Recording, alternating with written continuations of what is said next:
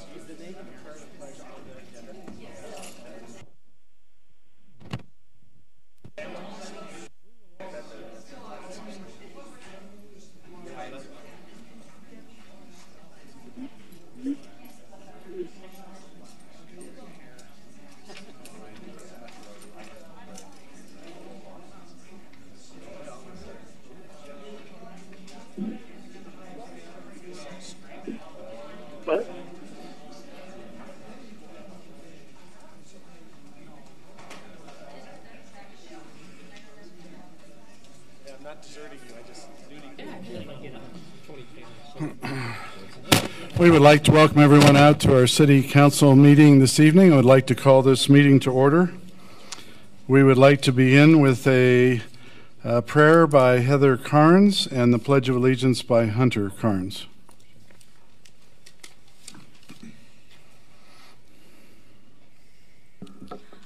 Our dear Father in heaven, we are so grateful that we can all be together tonight for behalf of the city of Orem. We're grateful for the opportunity we have to live in a free country, for the opportunity we have to participate in civil matters, for the good people who are willing to give of their time and their knowledge, and for those who are willing to be actively involved. We ask for thy guidance and wisdom in all matters, that we might remember to speak kindly and to and those that wish to express their ideas, that they might be able to do so as they desire.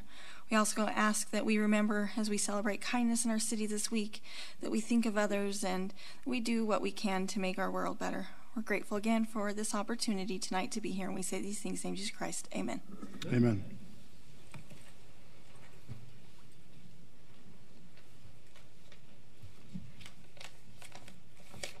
Please stand up.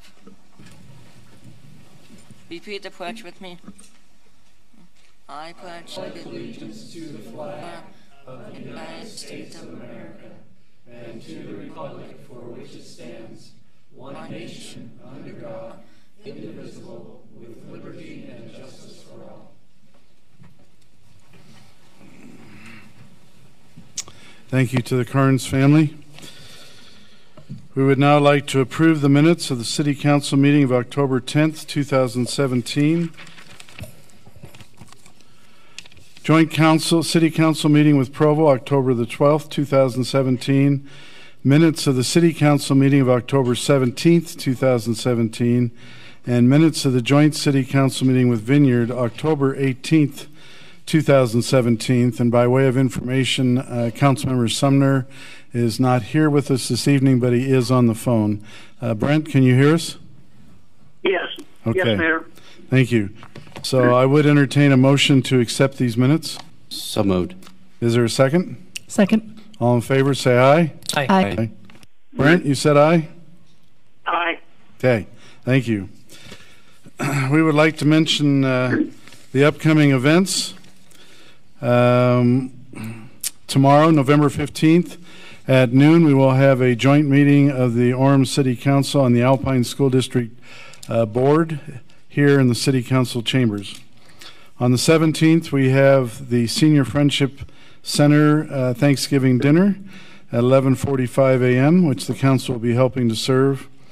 On November the 20th, we have the City of Orem Lights On program at 6 p.m. here at the City Center. On the 21st, here at 6 p.m., we will have the canvass results certified and accepted from the election that we just went through. On the 30th of November, we have the Police Awards program at the Senior Citizen Center at 6 p.m. On December the 5th, we have the City Council Executive Staff Christmas Party at 6 p.m. at the Sleepy Ridge Golf Course. And on the 21st, the City of Orem Employee Christmas Party from noon to 3 p.m. at UVU Ballroom.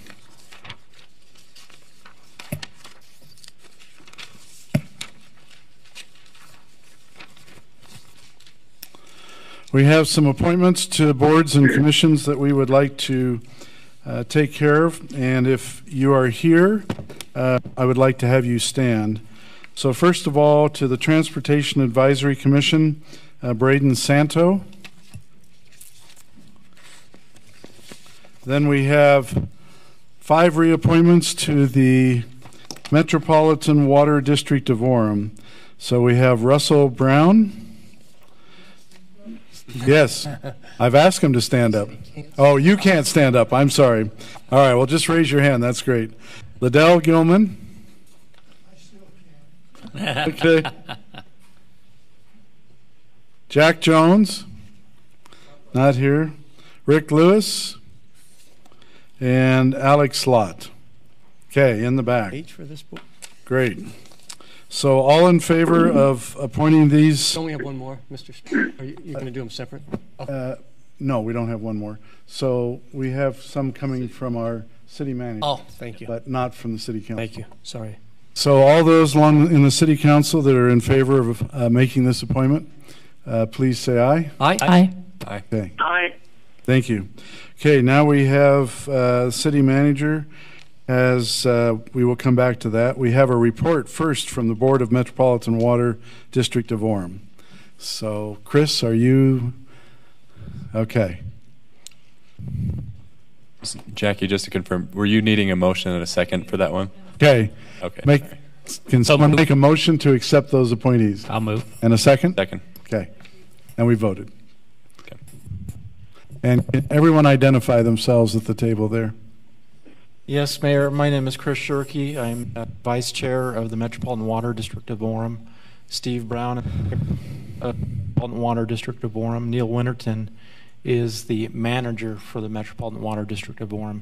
And then those that are here tonight that have been identified and reappointed. Yes, thank you. So who is doing the report? Steve? I will. Okay. There we go. Thank you for letting us give an update on the board to the council and Mayor Brunst. What I'd like to do, we've introduced the board members. A couple of the board members we'd like to acknowledge. Jack Jones has now served over 40 years on the board. Wow. On a personal note, my father's Russ Brown. He began working with the district when I was 3 years old in 1961 as the engineer, and has served as a board member for the last 18 years. And then Rick Miller, who's not here, has also served Lewis, has served 18 years. Very quickly, I would like to give a sort of little history of the Metropolitan Water District. Sure. Turn some time over to Chris to sort of explain the interaction between the board and the city, and then let Neil provide sort of an update of the activities that happened this last year. And Chris, can you tell us when the water board was formed and why? It was formed by the Orem City Council in 1935 when the legislation was approved by the state of Utah to create metropolitan water districts in the state. It's essentially a subset of the local district language that you find in the state code. It is not a special service district, but it is a form of a local district. Okay. So it's an independent body created by the city council. Yep. Okay. And it was created in the early 30s. The Bureau of Reclamation began development of the Deer Creek Dam and Reservoir, and to allow cities to participate and subscribe into that, the state passed legislature that allowed the creation of metropolitan water districts. And some of the key things that they included is the purpose for acquiring, appropriating, developing, storing, selling, leasing, and distributing water for the municipal use, irrigation, and power, and other items. The territory has to stay within the boundaries of the city or multiple cities, and it is separate and independent board. And Again, it was formed in 1935 through 3 ordinances. The town, at that time they called them the Board of Trustees, which is the town council today, called a special election, and in August of 1935 it was formed. At that time, it allowed for 3 members. One of the members had to be a representative of the town. Through the evolution of the bylaws, there are now 7 members, and 1 member has to be a representative of the city, and that's Chris Shirkey as the Public Works Director. They're all 6-year terms. All the members serve without pay. Neil right now is serving as the manager, so he's wearing 2 hats, and the interaction between the board and their activities in the city is directly, it's a natural fit for Neil. Ruth Ann Ivy is our secretary, and she served for 22 years. She takes care of the books, all the notices that are required, and keeps us in line with all the state regulations, including we're audited every year, and we have an audit report. Again, just real quickly, the purpose of the district is to provide an adequate and reliable supply of water for the city, and we work very closely. Over the years, they've acquired shares in Deer Creek Reservoir, Jordanelle, and numerous irrigation and canal companies. They've converted those from irrigation use to municipal use. With the advent of the water treatment plant, the Metropolitan Water District has an agreement with the Central Utah Water Conservancy District. We provide the water to the treatment plant. It is treated, and then it is turned over to the city for distribution. I think that sort of covers the highlights of what the board is. I think we'll turn the time over to Chris to just explain how we interact. Thank you, Steve. So Metro and Metropolitan Water District of Orem and the City of Orem have had this relationship for 82 years since its inception. And as I mentioned earlier, it is a local district in the state of Utah. We have a very positive relationship, working relationship. We have one vision together, and that is to provide for drinking water for this community, and to further develop water rights and to protect those rights, and to ensure that we have water in the future for generations to come. And I think I've mentioned this before to the City Council, but if you can imagine living in a time during a Great Depression in the 30s, when those that were serving for the City Council in your seats and those members that were appointed at that time to the Metropolitan Water District of Orem had the vision to invest into this project, where there wasn't much development occurring here in the city of Orem back almost 82 years ago. I'm just grateful for those that had that insight and have developed that relationship and have continued in those relations over these many years. In terms of our relationship today, it continues to be very positive. The Metropolitan Water District of Orem actually engaged in the agreement with Central Utah Water Conservancy District for the Jordanelle water that we talk about regularly. And so that was actually signed by the Metropolitan Water District of Orem, and they actually paid that bill, for which that is almost $1.2 million annually today. Back in that time, in the late 70s, that was deemed to be pretty expensive water. Today, it's among some of the cheapest water that we have, and perhaps not cheapest, but it's not the most expensive that's out there. So they've had the vision and foresight, again, recently to provide for that water. The city provides an office for the Metropolitan Water District in the Public Works Building at 1450 West, 550 North. We also coordinate with Metropolitan Water District to hold regular meetings, of which they usually have around 4 quarterly meetings each year. In those meetings, they review budgets, tentative budgets, final budgets, adopt and approve those. There are audits that occur, and of course a Christmas party that comes in December. So we do have a very good relationship. Neil Winterton was appointed by the board to be the manager about 2 years ago, and Neil will now report on some of the recent activities he's been involved with over the last year and a half regarding the adjudication of the Orem subdivision in the state of Utah. Before I start, I'd like a motion to double my salary as the general manager for the Metropolitan Water District of Orem, do I have any takers? It's complicated math. Well, it'd still be 0. I perform those functions with my role here. There are times when the district does pay a general manager outside of a city employee, but I do that as part of my regular duties. So you might recall a few years ago I reported on the city and their underground well rights being reviewed and audited, or what we call adjudication, in the city of Orem, and that we went through that process of adjudication, which is basically an audit where water that you have the right to use is not owned by you, but you have the right to use it, and the state periodically reviews how much you have the right to use versus how much you are really using and applying. So individual water right holders, if you irrigate and have a right to irrigate 10 acres, and they find that you are only irrigating 5 acres, and that's your history, then you will have a reduction in your right down to 5 acres. So the Metropolitan Water District of Orem owns most of the shares, if not all, that the city utilizes for their surface water. So they own shares in about 7 irrigation companies, one of which is the Provo Bench Canal and Irrigation Company. We are by far and large the majority shareholder in that company.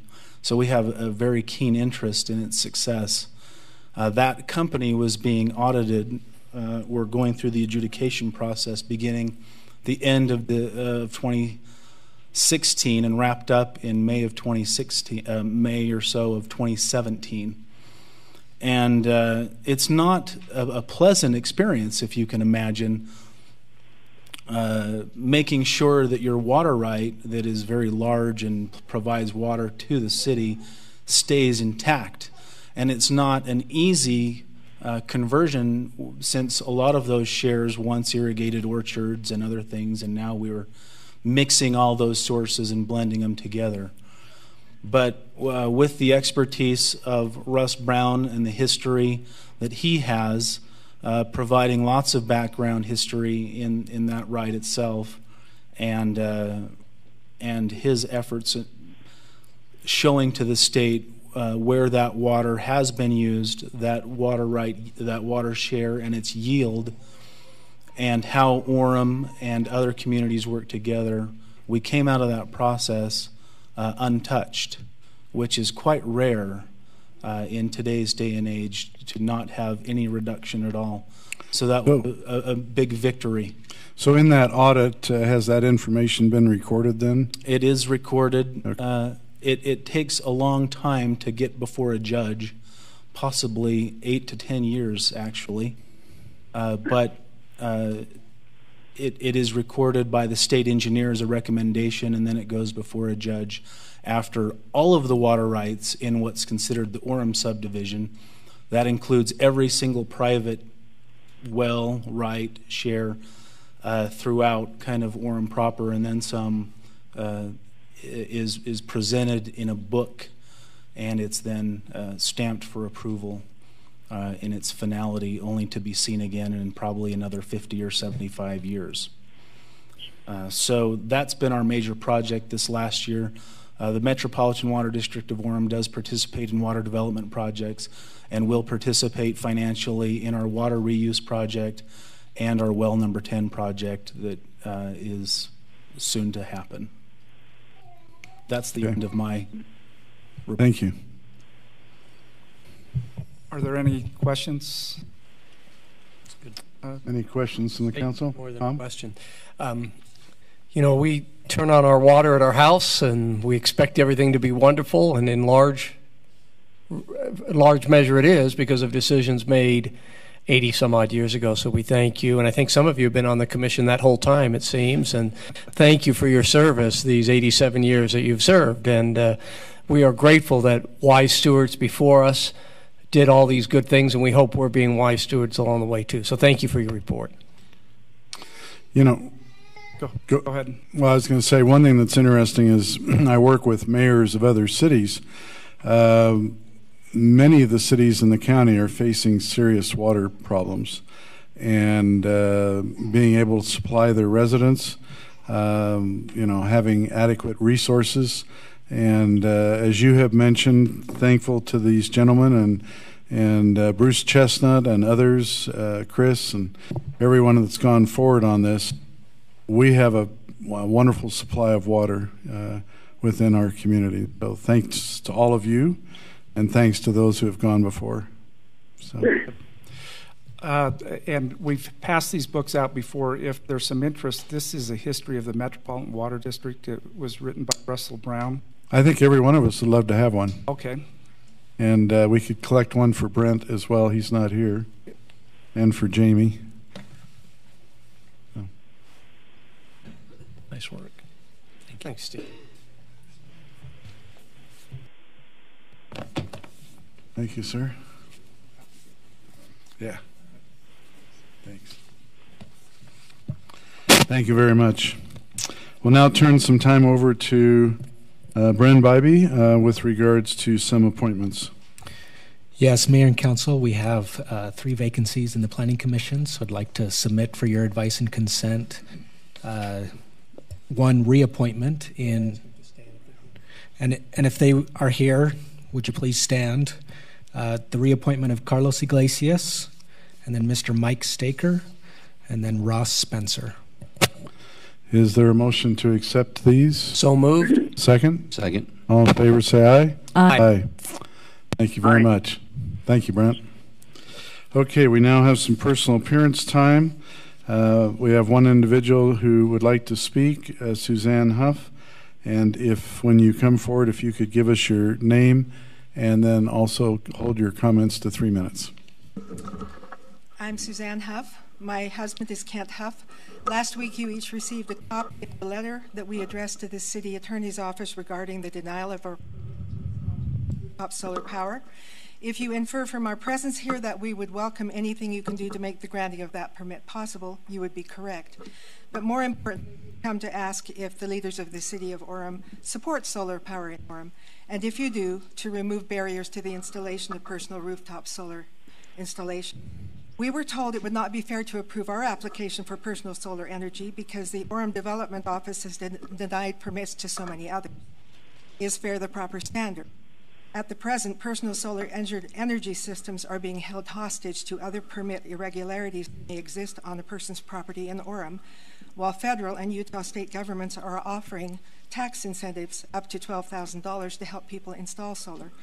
The installation of solar power is good for the whole community. It's fair to the community to deny solar power if people like me are willing to step up and spend thousands of our own dollars to install it. What is right, best for small-scale systems benefit communities by providing clean, renewable, reducing the carbon footprint of homes, providing stable electricity prices to consumers, and increasing energy reliability by generating electricity close to where it is consumed. Do you city leaders know how many residents have been denied permits for solar power? Do you know how many people who are denied are able to overcome the obstacle and how many give up? Denying a permit to a homeowner for solar power is depriving the whole community of the benefit of reducing the carbon footprint of that home. You might consider the language adopted in the 1979 California Solar Rights Act. The law establishes the right of homeowners and businesses to access sunlight in order to generate solar energy. It is the policy of the state to promote and encourage the use of solar systems and to limit obstacles to their use.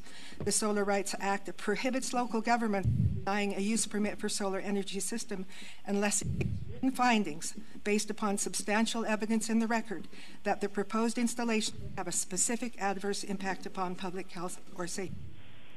If Orem wants to encourage the installation of small residential solar systems, and if the current permit process is a barrier, we ask you to make changes to city code and regulations.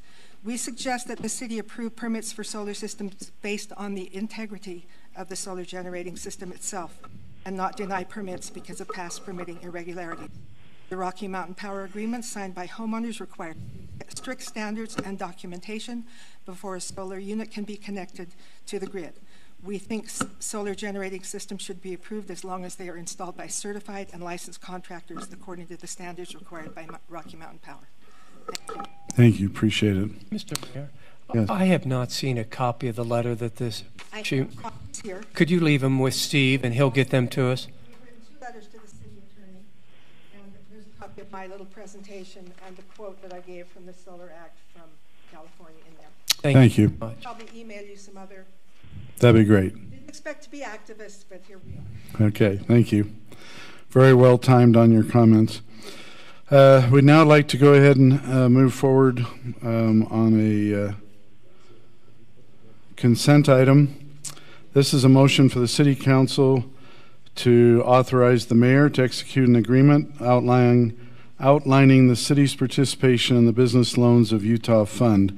A little background on this: at the October 6, 2017 City Council meeting, the City Council passed Resolution R 2017-0018, authorizing participation in the Small Business Loan Program administered by the Small Business Loans of Utah, and finding that the appropriation of money to the BLU fund met the requirements of City Code 10-8-2.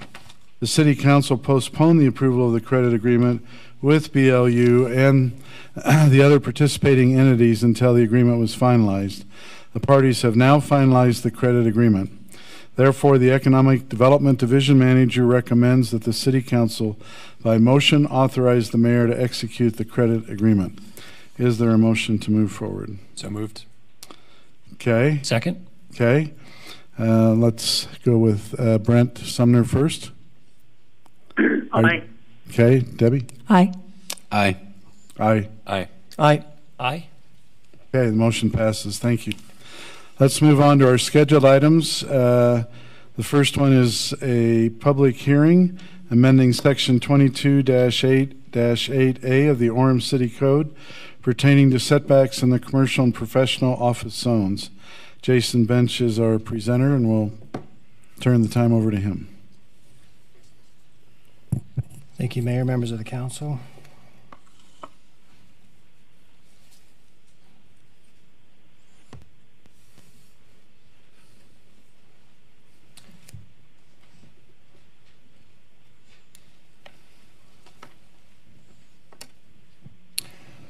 So the item before you tonight is a change to the setback requirements when a property is adjacent, a commercial property is adjacent to a residential zone. Right now, the ordinance requires that structures in a commercial zone be equal to the height of that structure setback from the residential zone. So if it's a 30-foot tall building, it needs to be 30 feet back. If it's 10 feet, 10 feet. What the applicant is requesting is they have a property on 12th West, and if you're familiar with those properties, there is a slope issue as it goes to the east. What they're requesting is a modification. You can see before you the ordinance. It says, however, no setback is required where the top of the structure is lower than the grade of the adjoining residential lot, measured at some point between the 5 feet of the property line, along the entire length of the property line between the two properties. So what we're saying is that the new structure in the commercial side could not be taller than somebody standing on their property. The applicant did provide us this drawing to kind of illustrate what that means.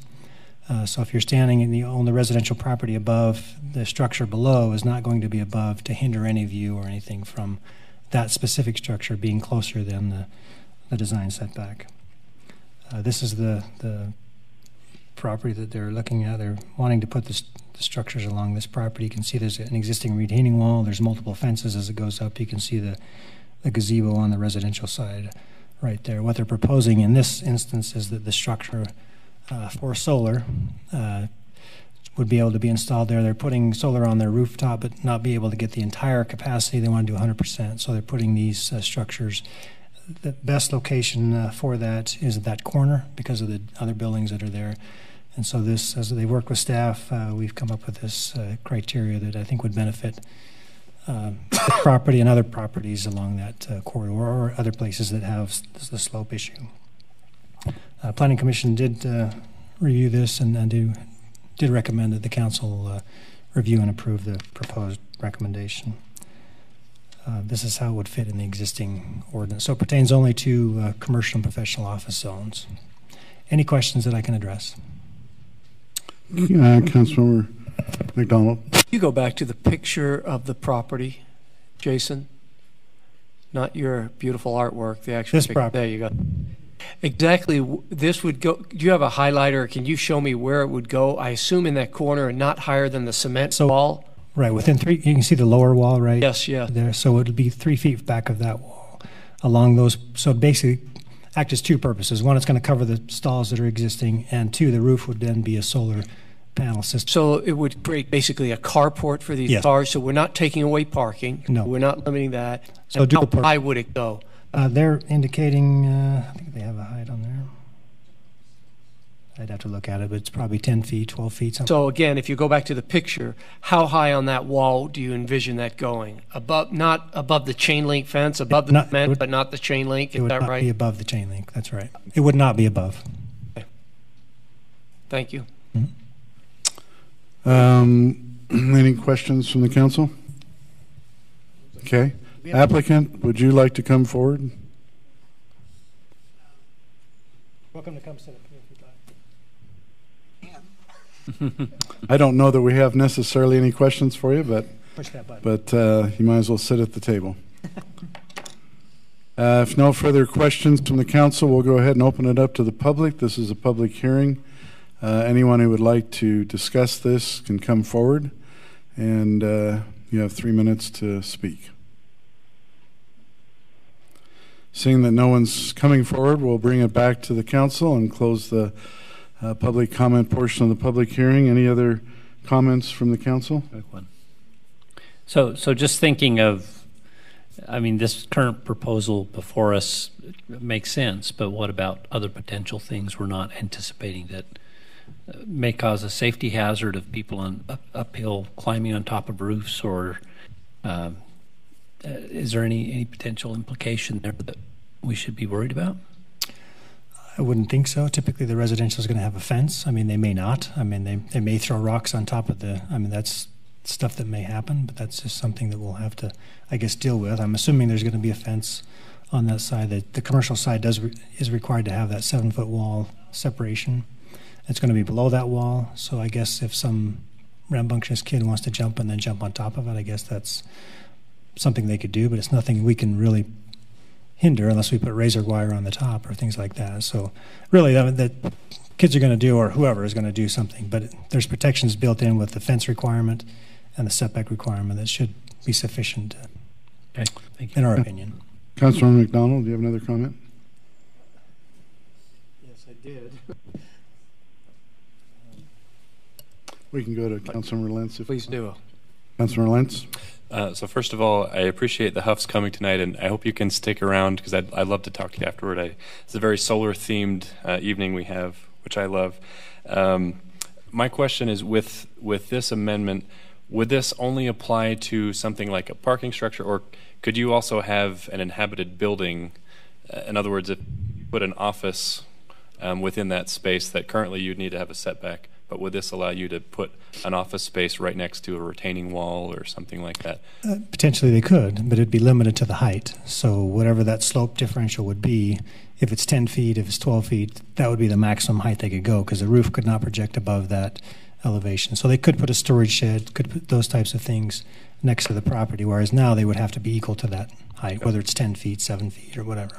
And I guess my only question would be, if we are allowing inhabited buildings like that, are we putting people in danger if the retaining wall itself is for some reason unsound? And I'm not sure if that means that we don't approve this specifically, but is there anything we can do to ensure that nothing is going to threaten, whether it's the solar panels or the vehicles or heaven forbid, people in an office or something in that setting that could be threatened by being under where a retaining wall could? Well, and all I can assume is that the retaining walls were built through the building code, and they have the proper footings, and they have the proper engineering to withstand whatever they've done, and that's basically rely on that process. Thank you. Councilmember McDonald has his comments come back to him. So It's a miracle. Thank you. Is this a type of item that we would have sent and got input from the neighbors in the area? No, it's a citywide zone. Okay. So the neighbors don't know you're putting in solar panels and aren't particularly in favor of or opposed to it. They just don't know about it. Is that correct? Correct. Thank you. Any other comments? Okay, well, I would like to make a motion that the City Council by ordinance amend Section 22-8-8A of the Orem City Code pertaining to setback requirements in all commercial and professional office zones. Is there a second? Second. Okay. Brent, we'll go to you first. Aye. Okay. Debbie? Aye. Aye. Aye. Aye. Aye. Aye. Okay, the motion passes. Thank you very much. Good luck to you. We'll now go to number 17, which is a public hearing on landscaping regulations. This is an ordinance amending Section 22-14-13C of the Orem City Code pertaining to landscaping and commercial, industrial, business park, and multiple family lots. And our presenter is Jason Bench.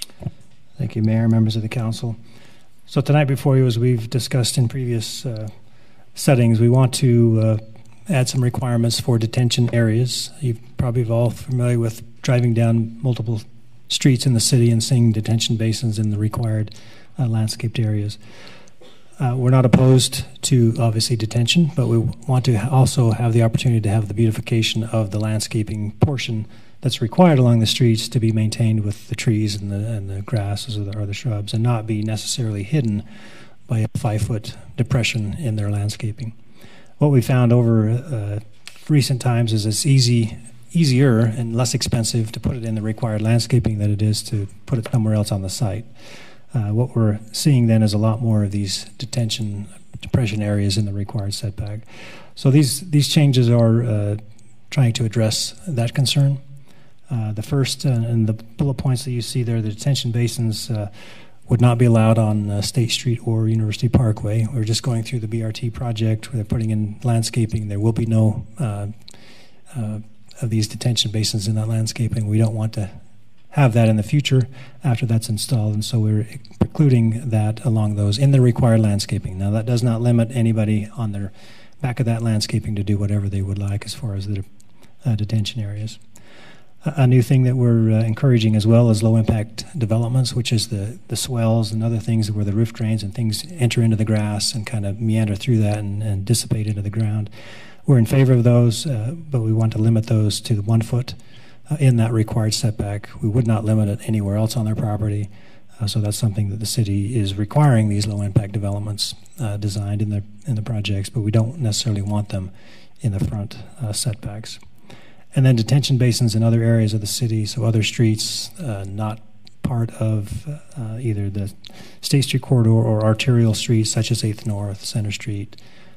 They could put them up to a maximum of 3 feet in that front yard. So if it's in the industrial zone, for example, the front 10 feet could be 3 feet deep with the grass and landscaping and act as the detention basin. So this is the proposed ordinance, basically outlines what I've just said in legal terms. The Planning Commission did review the request and did make a recommendation. We did get approval also from our Stormwater Public Works Department who agree with this, and so we've moved forward as well with that recommendation. I'll be glad to address any questions. So could you go back to the screen before this one? So item number 2 there, low-impact developments are limited to 1 foot below grade when adjacent to a collector or arterial street other than State Street or University Parkway. Can you explain more a low-impact development? So right now we require, and the state has mandated cities to require to maintain as much as possible all your roof drainage, rainfall, everything on your own site. Okay. And so they're using that through landscaping swells where you have, right. And so the water is guided to those areas where it can dissipate into the grass or rock or whatever you're doing as far as your landscaping.